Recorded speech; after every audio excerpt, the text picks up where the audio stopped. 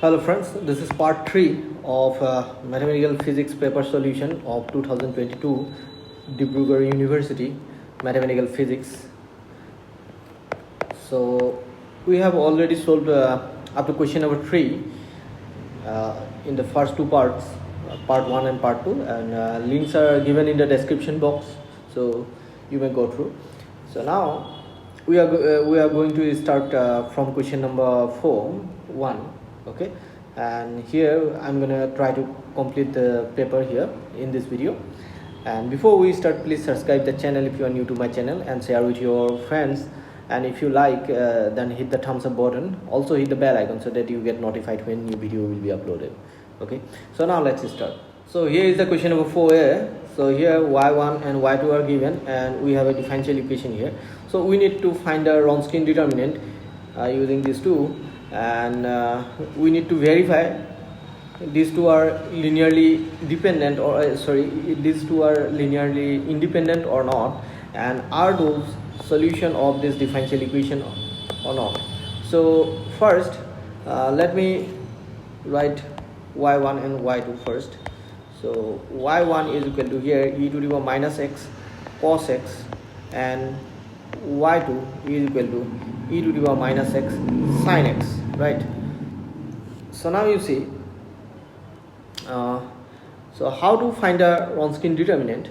So here wx that's going to be y1 and y2. As we have two functions, so we have to write here first order derivative of y1 and y2.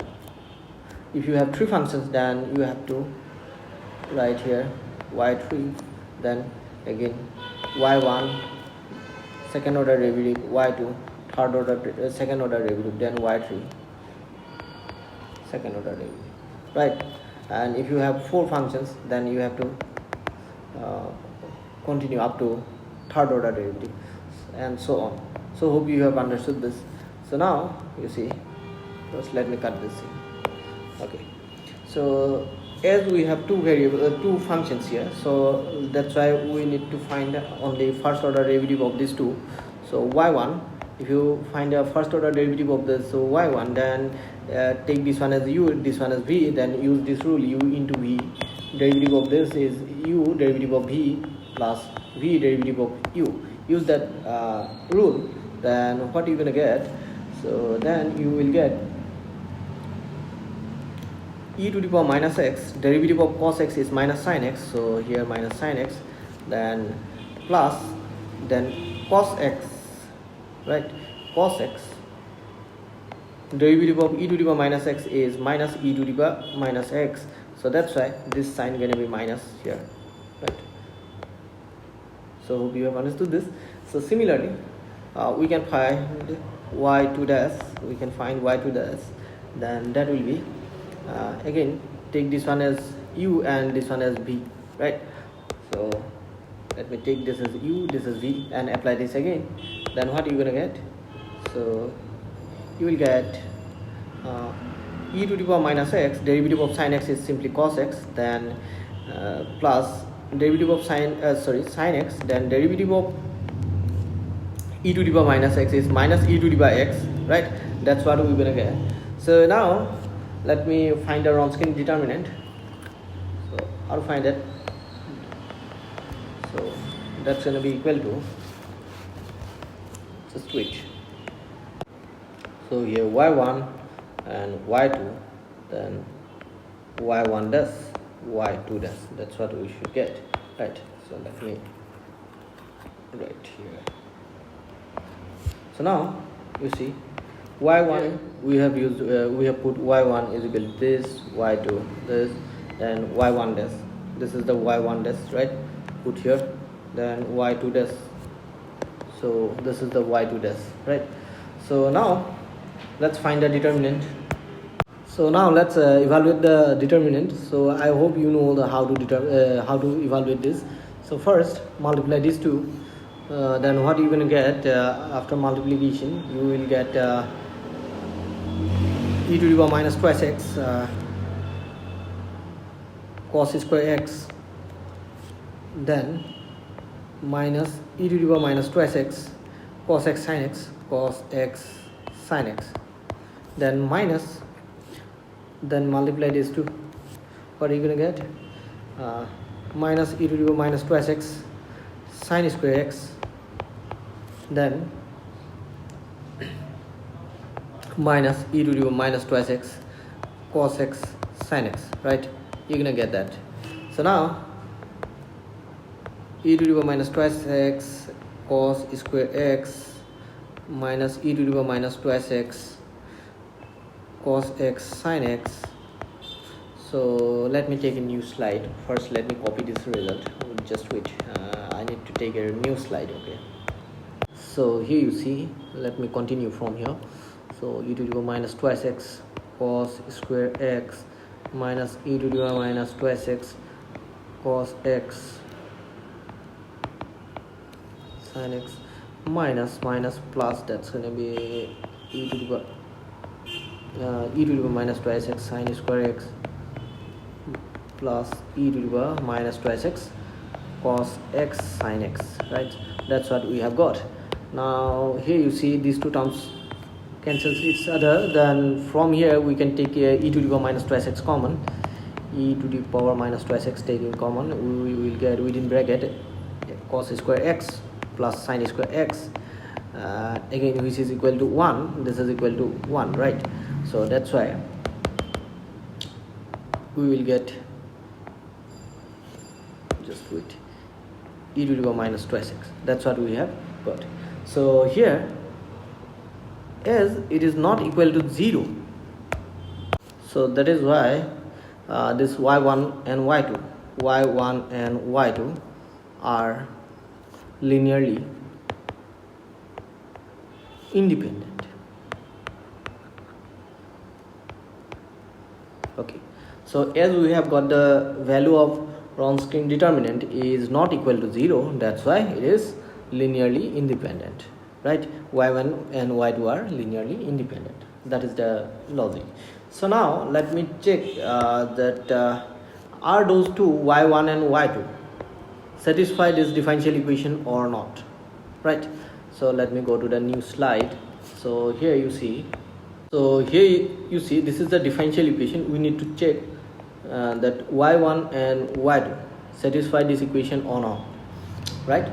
So here we need you see second order derivative of y. That means you can write this same equation in this form as well, y double dash plus 2y dash plus twice y is equal to 0, right? So here we have y1 dash, so let me find y1 double dash, second order derivative of y. So if you find that, then what you gonna get? So first let me find that one. So differentiate this again, then what you will get? Then you will get, as you can see, this part is equal to this one, right? So derivative of y2, we have got this result. That's why if you differentiate this, then you should get e to the power minus x sin x, sorry, not sin x. So just you can here you see, as you can see clearly that y2 is equal to e to the power minus x sin x. So here we have e to the power minus x sin x. If you differentiate this part, then you should get this result, right? So that's why you can write that e to the power minus x cos x minus e to the power minus x sin x, then we have minus here. So, and you can see this part is again y1, so derivative of this is this one, right? So that's why you can write derivative of this part is equal to minus e to the power minus x sin x minus e to the power minus x cos x. That's what we should get. Now if you simplify this, then let's check what we're gonna get. So minus e to the power minus x cos x plus e to the power minus x sin x, then minus plus e to the power minus x sin x then plus e to the power minus x cos x. That's what we should get, and these two cancels, right? So then it gives 2 e to the power minus x sin x. That's what we get. So similarly, you can find a second order derivative of y2 as well. So y2 double dash. So here you see. So let me clean this part a little bit. Now here you see. This is e to the power minus x. Now you can see we need to differentiate this again, y2 dash, then you will get y2 double dash, right? So here you see, just you can see this part is nothing but y1 and its derivative is this. That's why you can use this value instead of derivative of this.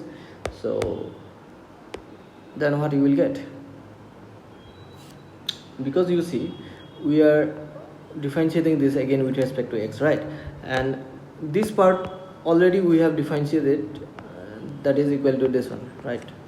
So that's why you can use that result directly, right? So derivative of this part is equal to this. So minus e to the power x sin x minus e to the power x cos x. Then derivative of this part minus derivative of this part, this is e to the power minus x sin x, that is nothing but y2, and y2 dash is equal to this one. So that's why e to the power minus x cos x minus e to the power x sin x, that is what we should get, right? Again, if you simplify this, then what you will get, let's simplify it again. So if you simplify that, then you should get, just let me show you. So then if you simplify this, let me write this result here, just wait.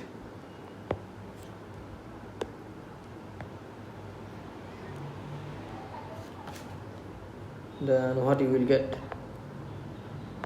minus e to the power minus x sin x minus e to the power x cos x, then minus e to the power minus x cos x, then plus e to the power minus x sin x. That's what we should get. So here you can see that these two terms cancels. So we have minus e to the power x cos x minus e to the power x cos x. That is why we should get minus e to the power 2 minus e to the power x cos x. That's what we should get, right? So now you see, first let me check, does y1 satisfy this equation or not, right? So let me take a new slide and let me write the results of y1 this y1 dash and y1 double dash, right? So let me go to the next slide. Just so I have written the values again, required values. So these are y1 and y2, and first order derivative of y1, this is second order derivative of y1, and this is the first order derivative of y2 and second order derivative of y2. So why we have find this, because we need here first order and second order derivative of y. That's why we have evaluated these things, right? So first let me check this equation for y1. So this equation can be 4. Just let me check it for y1 is equal to e to the power minus x cos x, right? So this equation can be written as, so let me take the left hand side. So that's going to be second order derivative of y1 with respect to x, then 2 second order derivative of y1 with respect to x, right, plus y1, which also can be written as y1 double dash plus 2 y1 dash plus y1, right? Now let's put those values we have got here. This is y1 dash this is y1 double dash, this is y1. So if you use these values here, so let me see what we will get. So let me continue these things from here. So then the left hand side will be equal to y1 double dash, that is 2 e to the power minus x sin x, this is the value, then plus twice y1 dash, this is y1 dash. So let me put here minus e to the power x sin x minus e to the power minus x cos x, right? Then plus y1 is e to the power minus x cos x, right? So now let me simplify this. 2 e to the power minus x sin x plus that's going to be minus 2 e to the power minus x sin x, then minus 2 e to the power minus x cos x, then plus e to the power minus x cos x. Now here you see 2 e to the power sin x minus 2 e to the power sin x cancels, right? So one more thing, I have missed something here, that should be twice y, that was twice y. Here you see the equation, original equation. So let me go to the equation. This is twice y, right? So I missed that here, sorry. If there is twice y, then there should be a 2 here, right? So then you can see these two cancels and these two also cancels, so that's why we are getting 0 here, that is equal to right hand side of this equation, right? So that's why y1 satisfies this differential equation, right? Let me give this equation number 1 differential equation. So you can write y1 satisfies the given differential equation. Given differential equation, that is 1 I have given here. So now let me check it for y2, right? So let me copy the values of y2. Let me go to the next slide. So here you see, let me use those values here. First for, let me write y2 is equal to e to the power minus x sin x. Just take the left hand side of the equation number 1, then here this can be written as y double dash, right? So we are taking it for y2, so that's why y2 double dash plus twice y2 dash, then plus twice y2, right?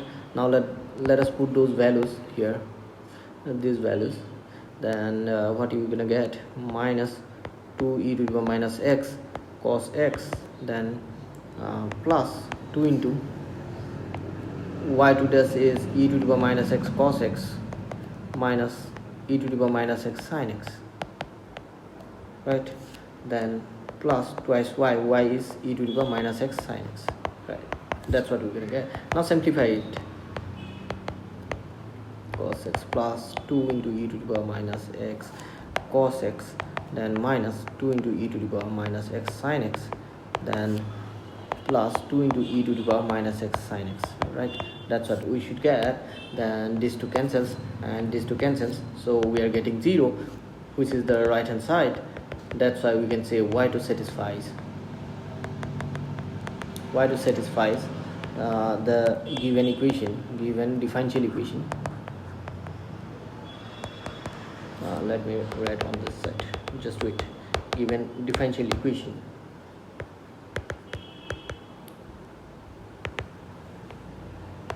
one, right?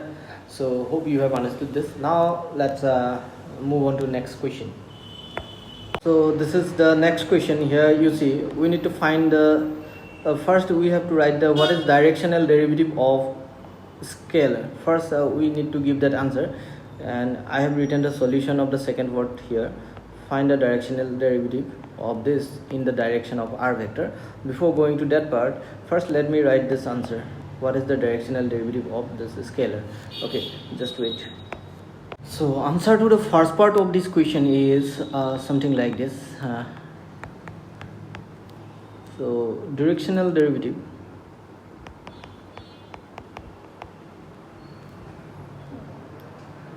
directional derivative of a scalar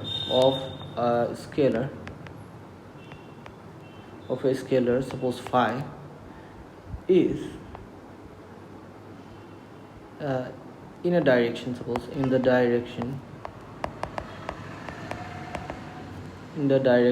of vector d, suppose, then its directional derivative is given by del phi dot d cap, right? So this is the directional derivative of this phi. So this is the answer to the first part of this question. So now let's find the directional derivative of this 1 by r vector 1 by r mod of vector r, 1 by mod of vector r in the direction of vector r. So vector r means this is the position vector x, I cap, y, z cap, z k cap, right? So now here you see mod of r vector means simply you can write r, that is equal to this, right?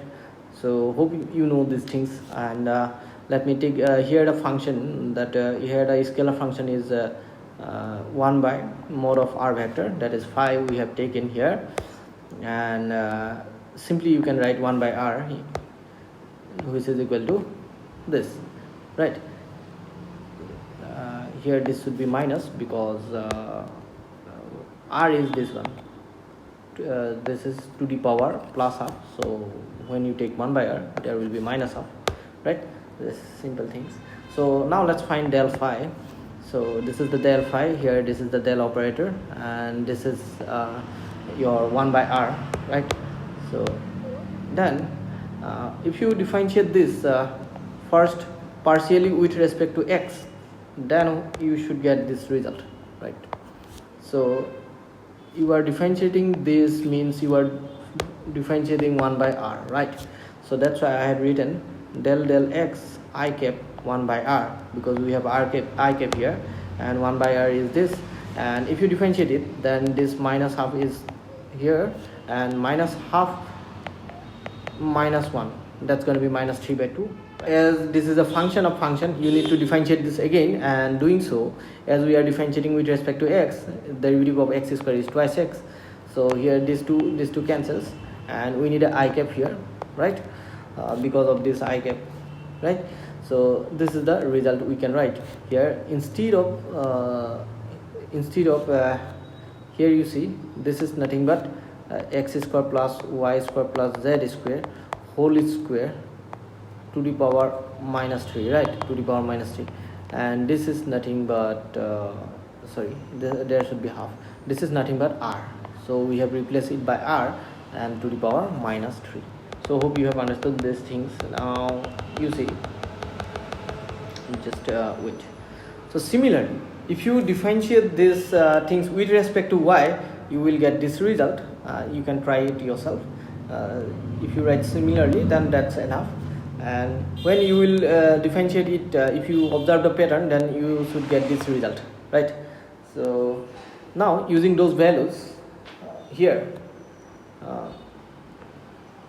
using those values, so we have differentiated this with respect to x, then with respect to y, with respect to z, and putting those values here. So using these values, right, using these results here, because if you differentiate this with respect to this x, then you should get this result, and if you operate on this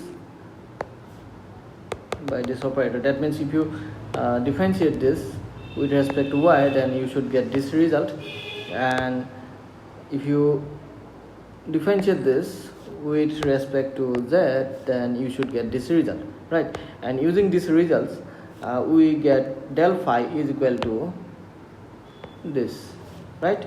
And then this minus r cube is taken common, so we get this result, and this is nothing but your vector r, right?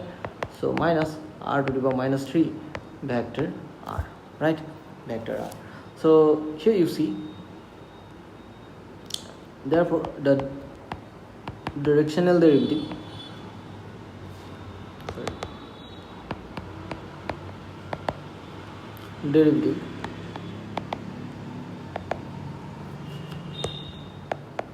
of phi, that means here in this case 1 by mod of r vector in the direction of vector r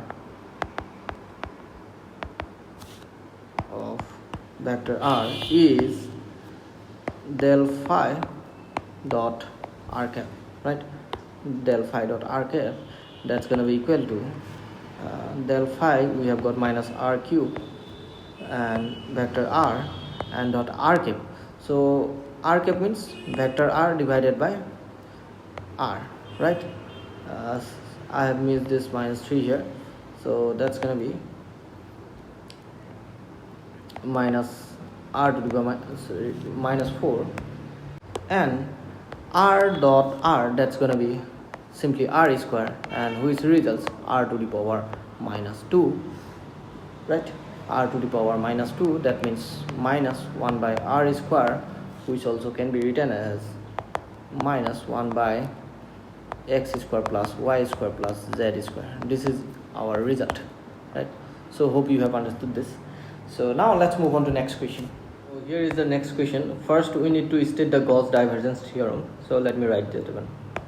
So here is the statement of Gauss divergence theorem, which states that the surface integral of a normal component of a vector function f taken around a closed surface S is equal to the integral of the divergence of this function f taken over the volume V, which is enclosed by the surface S. So let me write it mathematically. So mathematically,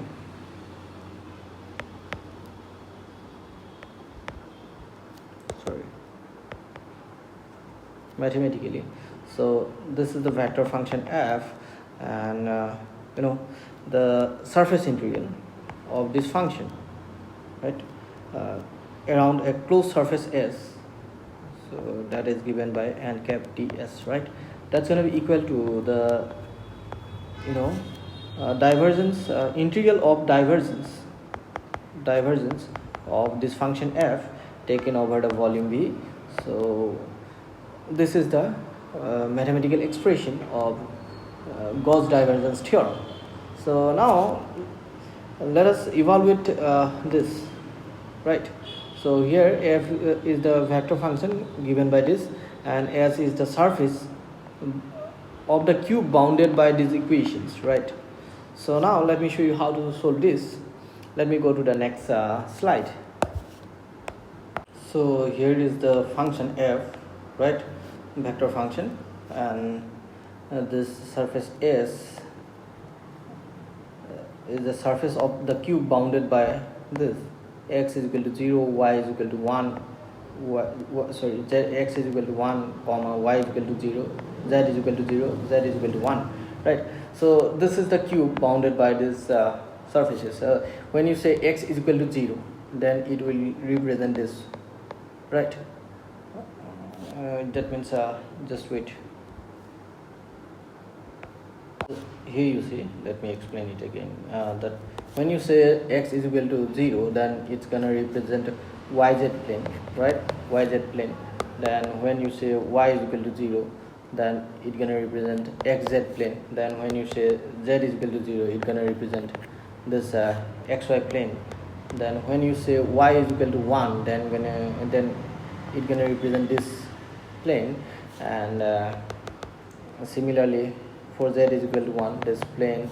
Then for x is equal to 1, this plane. And all these planes are due to the intersection of these planes, we have got this cube, right? And surface of this cube, for the surface of this cube, we need to find this, right? We need to evaluate this.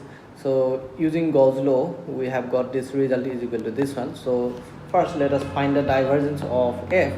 So this is the divergence of f, right? So if you differentiate it with respect to x first, partially, I cap will be 1, so here it will be 4z, right? When you differentiate this term with respect to x, then you will get 4z, and remaining terms will be 0 because there is no x. So similarly, you will get twice y. When you differentiate this f is with respect to y, and you will get y when you will differentiate this with respect to z, right?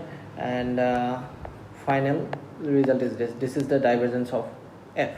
So we will replace this divergence of f by this result, and dv is nothing but the volume given by volume element dx, dy, dz, right?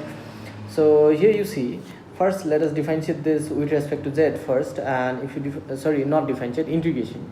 So if you integrate this with respect to z first, so then you should get this one, and we are integrating it from z is equal to 0 to z is equal to 1, right? So that's what we have got, and putting the limits we will get 2y. Then integrate it with respect to y, from y is equal to 0 to y is equal to 0 to y is equal to 1. I have missed that point, y is equal to 1, sorry. Just let me write here y is equal to 1, just wait.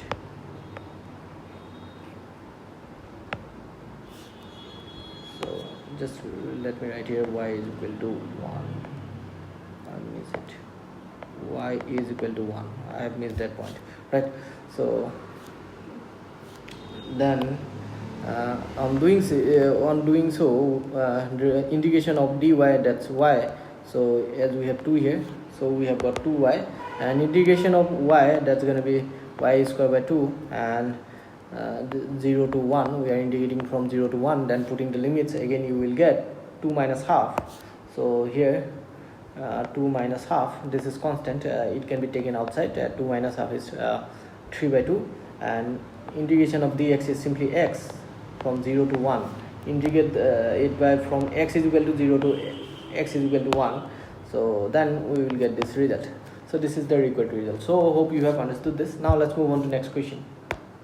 So here is the next question. Derive the expression for gradient of a scalar in curvilinear coordinates. Find the expression for gradient in spherical polar coordinates. So here we have taken the scalar function b phi, and its gradient be this, right? So here we are to determine f1, f2, and f3. So these are to be determined, and here this dr vector is given by this, right? Where dr by del r by del u1 is nothing but h1 u1 vector du1, right? This is du1. So meanings are written here. So u1, u2, u3 are the coordinates curves of the curvilinear coordinate system. Okay, these are the coordinates of the curvilinear coordinate system, and here del r by del u1 is nothing but your h1 into u1 vector. Similarly, we have got those other two also, and here h1, h2, h3 are known as scale factor, right? So now you see d phi, that's going to be given by del phi dot dr vector, right? Del phi dot dr vector. Now you see from 1 and 2, these two results, if you find del phi which is equal to d phi which is equal to del phi dot dr. So in case of coordinate Cartesian coordinate, you have got this result as well, right? So now you see we are dealing with now curvilinear coordinate system. Now if you use the result of 1 and 2 equation, 1 and 2, so here you can see that clearly this here unit vectors are u1, u2, and e3. So u1 dot u1, that's going to be 1, so that's why we will get h1 f1 du1. Similarly, we will get h2 f2 du2, h3 f3 du3, and who is equal to this, right? Equation number 4, right? So here you see, just wait, let me tell you one more thing. As we have already studied in Cartesian coordinate system, that the d phi is equal to nothing but del phi by del x dx, right, plus del phi by del y is equal to into dy plus del phi by del z is equal to dz. So instead of x, y, z, we have coordinates u1, y2, u2 and u3, and comparing with these results we should get this result, right, in equation number 4 as we have written. So comparing equation number 3 and equation number 4, what we should get? We should get that h1 f1 is nothing but del phi by del u1. Similarly h2 f2 is equal to this, and similarly h3 f3 is equal to this, right? So in the next slide I have written f1 is equal to 1 by h1 del phi. That means here you see we have got that h1 f1 is equal to del phi by del u1, right, which implies f1 is equal to 1 by h1 del phi by del u1, right? So similarly we have got f2 f3 so on. Now using these results in equation number 1, now use the value of f1 f2 and f3 here, replace f1 and f2 and f3 by these values of f1 and f2 f3. So then you will get the gradient of phi in curvilinear coordinate system. Here del operator is given by this, right? So hope you have understood. Now let's go to the next part of this question, that find the expression for gradient in spherical coordinates. So in order to find in spherical coordinates, so let me take a scalar function, let me take it a. So why I am taking a instead of phi? Earlier we have taken phi. I will explain it. So we need to determine here gradient of a. Here we have taken the scalar function as a, because here you see in this coordinate system, spherical coordinate system, here p is a point with the coordinate x, y, z in Cartesian system.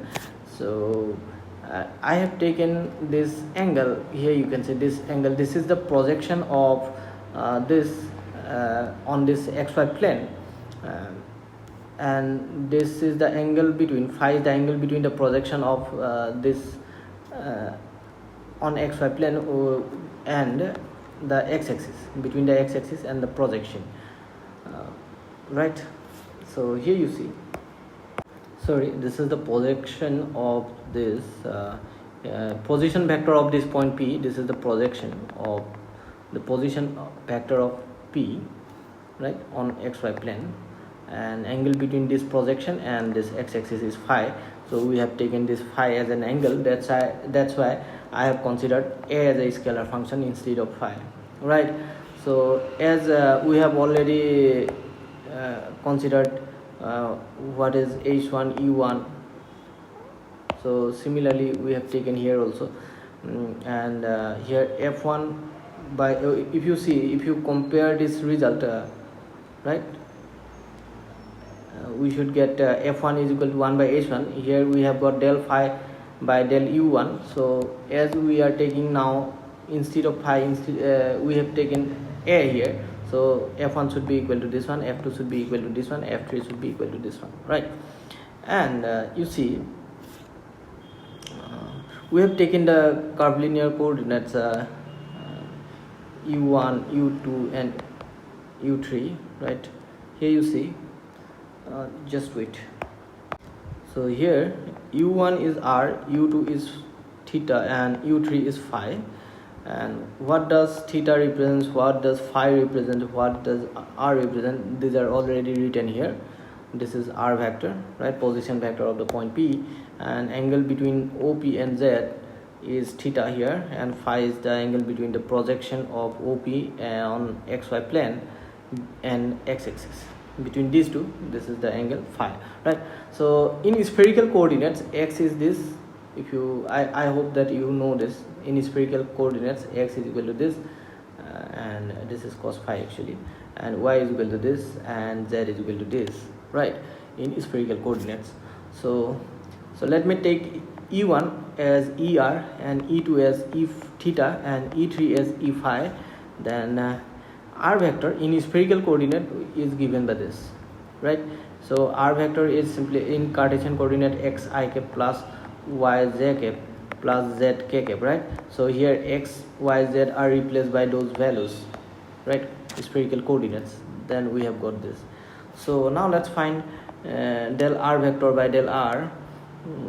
Then we get this. If you differentiate this r by small r, right, then you will get this result, and mod of this is equal to given by this, and if you simplify this you should get 1, right, you should get 1. And del r vector by del r, this is nothing but your h1, right, this is h1. So here how do we get 1 here? You see, if you take sine square theta as common, then within bracket there will be cos square phi plus sine square phi, which is equal to 1. Then we will get sine square theta plus cos square theta, that's going to be again 1, right?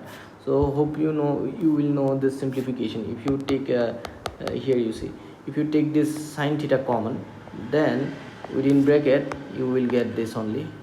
Then again this thing is going to be equal to 1, then you will get sine square theta cos square theta, which is equal to 1 again. So hope you have understood these things. So now, so h1, in this case, in the spherical coordinates we have taken hr, right? And similarly we have differentiated this r vector again with respect to theta. We have got this, and its magnitude is this one, right, r vector.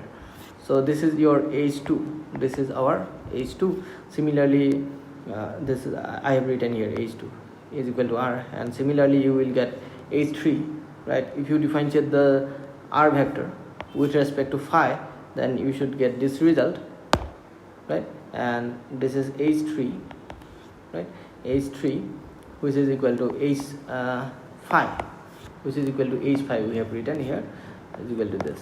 Now here h1 is your hr, h2 is your h theta, then h3 is your h phi, and putting those values that we have got here, h3, h3, h2, this is h2, this value is h2, and this is hr, that is equal to 1.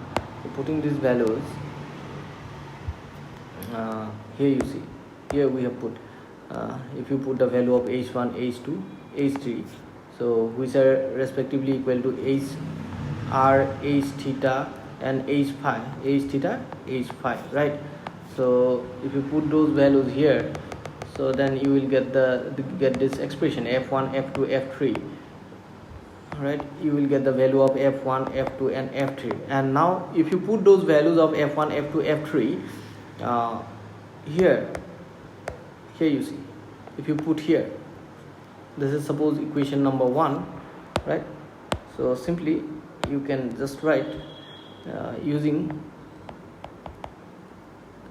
these results in equation number let us don't take one, just here you see, as we have already used up to question number 4, let me take this one as equation number 5. Okay, using in 5, equation number 5. So we have got this result. This is the required result. So hope you have understood this. So with this problem, this paper is completed now. So thank you for watching. See you in the next video, and stay connected, and I'm gonna create new contents for you. So please support me, help me to grow my channel, and thank you for watching.